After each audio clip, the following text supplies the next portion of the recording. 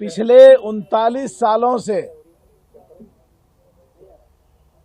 पश्चिमी उत्तर प्रदेश और पूरे देश में किसान समाज, पिछड़े समाज में हमारे घर में ब्लॉक प्रमुख, विधायक, MLA, MLC, chairman district board, Uttar Pradesh सरकार में मिनिस्टर और एमपी लगातार हम लोग रहते आए हैं।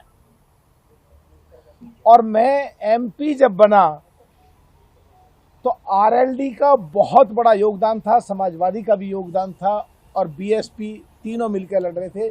जब मैं एमपी बना, जयंत जी की बहुत महत्वपूर्ण भूमिका थी।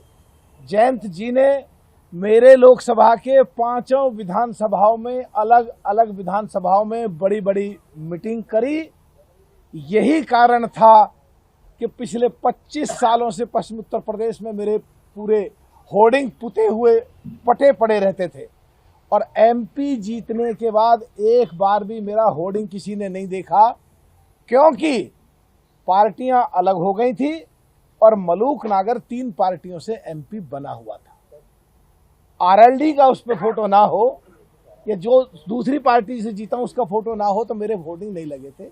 चाहे संसद रही हो, चाहे देश के राष्ट्रीय नेशनल चैनल रहे हों, हमेशा मैंने जब भी जरूरत पड़ी कुमारी बहन मायावती जी के साथ जैन जी की तारीफ की और जब जब भी जरूरत पड़ी देश की संसद में खड़े होकर party, politics, MLA, MP, minister सबसे ऊपर उठ के देश के लिए क्या जरूरत थी, अगर देश के लिए सरकार ने अच्छा काम करा तो खुल के हमने तारीफ करी और अगर सरकार के काम में कहीं खामियां थीं तो आराम से उन कमियों का उजागर करा, लड़े, जूझे, भिड़े, टकरे।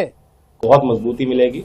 हमारी इमीडिएट 2024 के लोकसभा कैंपेन को मदद मिलेगी, एनडीए को बहुत मदद मिलेगी। सभी जगह प्रत्याशियों के लिए आप संपर्क करेंगे और पूरी ताकत लगाएंगे। इनका स्वागत करता हूं। ये हरी डोरी जो प्राकृतिक निशानी है हमें धरती माँ से जोड़ेगी और किसानों के प्रति जो हमारी एक संवेदनशीलता है, जिम्मेदारी है, उसको हमेशा याद दिलाएगी और ये हमारे और उनके रिश्ते की प्रतीक है। मैं इनको बांध के हरी डोरी को स्वागत करता हूँ।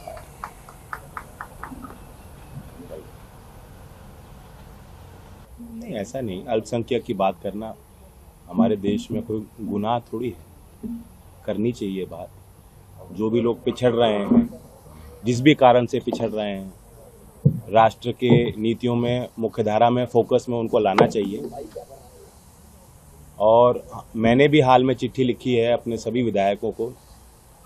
मैंने ये कहा है कि 51%, क्योंकि 35% पहले मैंने चिट्ठी लिखी थी कि अनुसूचित जात के जो गांव हैं, जो बस्तियां हैं, जो आबादियां हैं, वहां आप अपनी निधि को लगाएंगे। प्लस 16% मैंने और अब प्रस्तावित किया है। तो टोटल 51% जो रिसोर्सेज, एक विधायक के पास रिसोर्सेज जो उनके डायरेक्शन से लगाए जाते हैं, सीधा उनके सुझाव पे और उनके प्रस्ताव पे जो काम होते हैं उनकी निधि से होते हैं।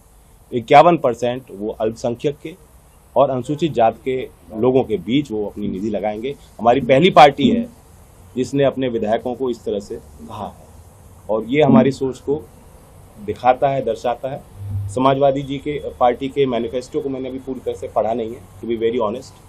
कल भी मैं मीटिंग्स में था, अभी मैं यहाँ से जाऊँगा डॉक्टर महेश शर्मा जी के क्षेत्र में भटौना गाँव में मीटिंग है, उसके बाद हेमा मालिनी जी के लिए प्रचार करूँगा। और दुनिया गोल है, 2009 में वो मेरे लिए प्रचार करने आई थी और अब मैं उनके लिए प्रचार करने जा रहा हूँ।